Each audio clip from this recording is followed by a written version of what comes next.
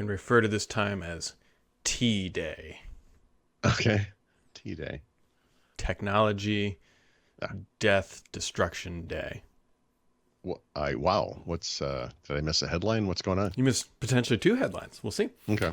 So next week, we'll kick it off with that one. Next Hmm. week, I believe it's on Tuesday, Google has their antitrust court battle kicks off. Yeah. That is going to create... With whom, Brad? Who is contesting their monopoly? I think it's Do the you remember? FTC. No, it's not. It's the U.S. Department of Or Justice. Department of Justice, that's who it is. Our old buddies from the Microsoft Yeah. trials of the late 1990s, right? Yep. Actually, that's a much heavier hammer than the FTC.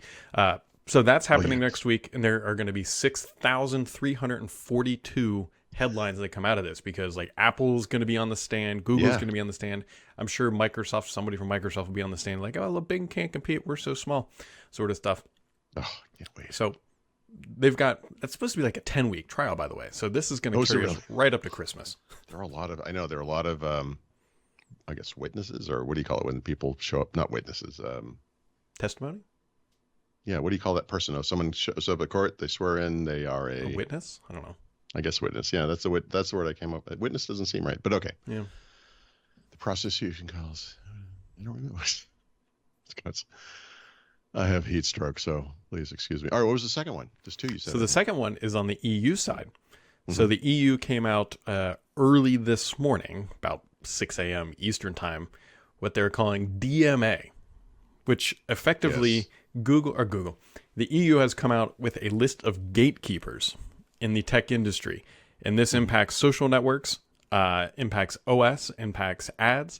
And they've listed basically Microsoft, Meta, ByteDance, Apple, Amazon, and Alphabet as gatekeepers for various industries. Mm-hmm. And they are now going to have, it's like 6 months to comply with new rulings that the EU has said you got to do. For Microsoft, short version, at least with Windows, that means all the stuff you kind of hate where they might force you to use Edge or force you to use Outlook or force you to use whatever, they have to give you an out. So I'm sure that late last week, Laurent, pinged me when he saw the post. He said, hey, there's a little line in here about the dev build of Windows 11 where customers in the European Economic Area, which basically breaks down to Europe, I would call it just Europe. Mm-hmm. I mean, it includes Switzerland because I think they're not part of the EU or something or whatever it is, but and some Eastern European countries. The system components will no longer, they didn't write it this way, force you to use Edge basically. And he's like, do you think does this sound what it sounds like? And I was like, yeah, it does. And I spent a good amount of time that Friday, and I guess it was a week ago Friday, and the next day trying to get that to work in a VM, mm-hmm. failing. But to kind of see what that looks like, which would just look like the way you think a system should work. You use Brave or Chrome or Firefox or whatever you chose, and you click on something and it goes there, right? Like not just some other browser. So yeah. And then of course that ties into another story from late yesterday where the Zoom CEO, whatever his name is, said, explain to me why this is happening in Europe and not here, please. Mm-hmm. Maybe this is something the FTC could look into, and God, please don't let it be the FTC. They're worthless, but, it's a fair question. It's a question I asked actually in an editorial after that last event. I think the bell is finally tolling on big tech, and there'll be some wins and some losses for sure. There'll be region-specific wins and losses too. But God, what took so long? No, I mean, how dominant do they have to be? Well, I mean, you got to be at least a $2 trillion company before you get in trouble. I mean, that's a pretty high bar, apparently. The Google one is going to be an interesting bellwether of sorts, mm-hmm. in part because it's happening in the United States, right? Yep. But the thing they've done, which I'm not sure I agree with, Kent Walker is their Brad Smith, if you will, general counsel, some level of president, whatever. And he has argued over more than a decade that Google should not be conciliatory. They should be aggressive, and that they should argue that it is not the business practices that are harming competitors or whatever that is the problem. It's that Google just builds the better product. 2 things to that. Microsoft made this argument in the 1990s and then again in the 2000s in the EU and lost both times. But okay, fair enough. I think there is some element to that, right? I think it's important to acknowledge that Google actually search in this case is the best solution. but that doesn't mean they're not abusing their monopoly. And this is kind of the problem. People have kind of the free market types. I don't know what they are, libertarians or whatever they are. The people who think like shouldn't matter how big you are, you should be able to do whatever you want. What they're not really getting is that companies that are gatekeepers, as the EU calls them, have the ability to completely stop competition. And they're preventing innovation from happening because they have a lock on this market, and it doesn't behoove them to change and be better because they control it already. Why spend money? So there's two sides to it. I do think Google's a better product. I also think they abuse their monopoly. So it's an interesting argument, and we'll see how it plays out. Yep, and this kind of ties back to the conversation from yesterday where Microsoft and Apple argued that Bing and iMessage were too small. Was related to this.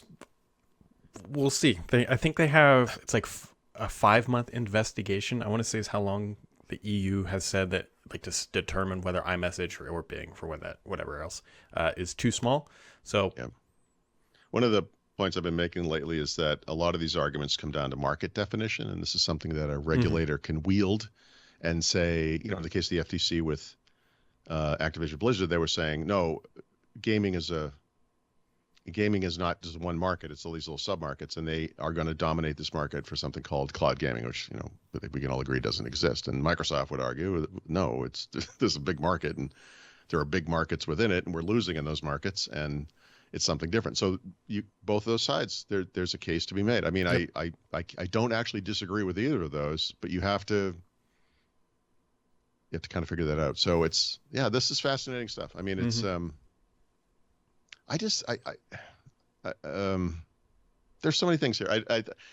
The ease at which you can switch services is important. One of the nice things about the browsers in Windows until Windows 7 or 11 was that you could just make that choice. Yeah, that's been taken away from us, quietly. No one. And then when there's pushback, they say, well, we're trying to make a better user experience. Okay.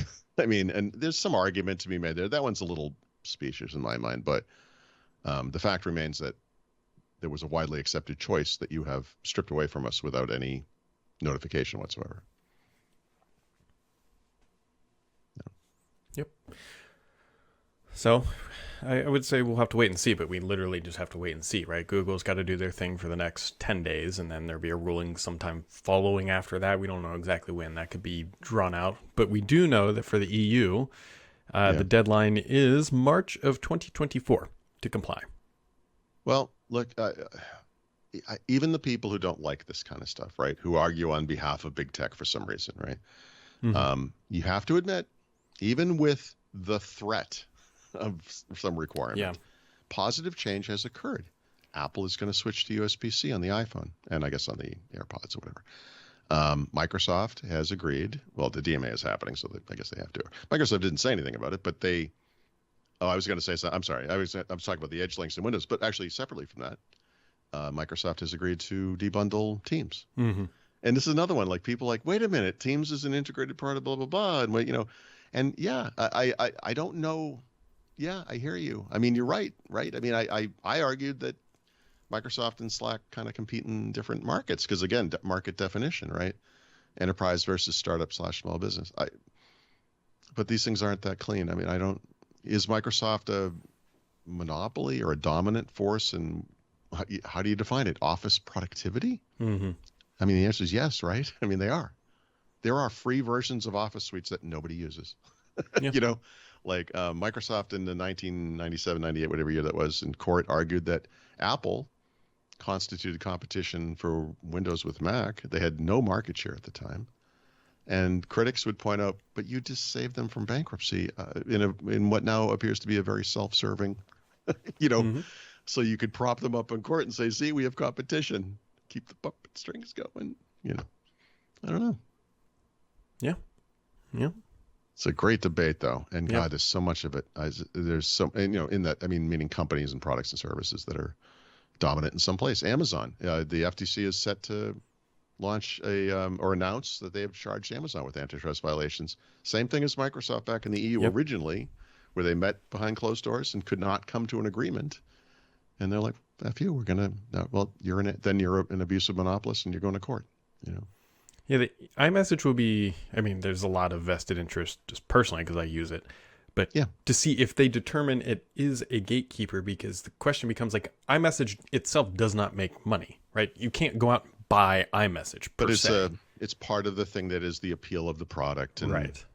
so that's a good one. That's a good example. So you're an iMessage user. You see the value in it. You like the blue versus the green. My kids do too, and my wife and I don't get it, but that's fine. Oh, It let me doesn't be matter. clear. I don't care about the blue versus Okay. green. What is super helpful is that my daughter has an iPad and that we can just, I know that that conversation history and that profile will just go with her. Yeah. No. You When, see the benefit of the integrate. Of course. yeah. That's to my. Actually, I just thought of another thing. I sent this to my kids and wife on text, which was a billboard. I think Rich Woods put this on Facebook. It said, "Stop being the only person in your family using an Android phone." Like don't be that guy. But what was I going to say? So imagine if Apple has to make concessions for iMessage. Like, what would that? How would it impact you Right. if you could communicate better with people on Android phones because they had to adopt RCS? So just a made up example or something. Like Google already wants to and has done what they can do to do the work to make that thing work as good as possible across platforms. If Apple were somehow forced to adopt this open standard called RCS, they could still use their own thing in house, but then all it would do is improve the experience for you too. And that kind of shows the fallacy of this thing, which is that they're really doing it to protect themselves. You as a customer see the value in it, but you as the customer should if you understood the issues. I don't mean you. I mean you Right, do, right. but I mean like a typical user. If one day you woke up in mixed families of iPhone and Android users, of which there are probably hundreds of millions, everything just worked better. You would have that moment where you're like, oh my God, why didn't they do this years ago? Just like USB-C, they'll have that moment. Kitty cat, this is my cat's new thing. This is like the morning pet time now. So we'll see. Apple is vindictive enough that they will do something to make it worse, and it will just be artificial. But people will see it and be like, "Oh, this is why I didn't want them. This is why I like the Apple stuff." This is what happens when a court forces Apple to do something. It's like, guys, this is how Apple is like a belligerent child acts when forced to do the right thing. Is what that really means, right? This is big stuff. We don't have this show is not weighty enough to really have this debate in a way, right? But Yeah, I mean it's no, it's vast. You could go. I mean, this is. Pick your market, pick your product, pick your company. There's a million discussions to be had here. It's gonna be interesting.